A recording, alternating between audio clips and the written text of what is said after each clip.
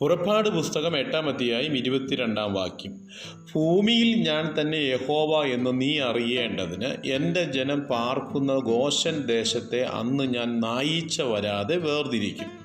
ദൈവം മിസ്രൈം ദേശത്തെ പലവിധ ബാധകളാൽ ദണ്ഡിപ്പിച്ചുകൊണ്ടിരിക്കുമ്പോൾ ഇസ്രായേൽ ജനത്തോടുള്ള ബന്ധത്തിൽ പറയുന്ന കാര്യമാണ് നാം ഇവിടെ വായിച്ചത്. എത്ര വലിയ ബാധ വന്നാലും തൻ്റെ ജനത്തിൻ്റെ മേൽ ആ ബാധ വരാതെ പരിപാലിക്കുവാൻ കർത്താവിന് കഴിയും. ഇസ്രായേൽ ജനം വസിക്കുന്ന ഗോശൻ ദേശത്തെ തൻ്റെ ബലമുള്ള കൈയാൽ ദൈവം മറച്ച് സൂക്ഷിക്കുന്നു. അതുകൊണ്ട് സങ്കീർത്തനക്കാരൻ ഇപ്രകാരം പറയുന്നു: ഒരു അനർത്ഥവും നിനക്ക് ഭവിക്കുകയില്ല, ഒരു ബാധയും നിന്റെ കൂടാരത്തിൽ അടുക്കുകയില്ല. കാരണം ഒരു ദൈവ പൈതൽ എപ്പോഴും അത്യുന്നതൻ്റെ മറവിലാണ് വസിക്കുന്നത്.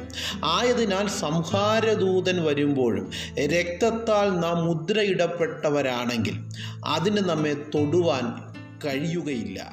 God bless you.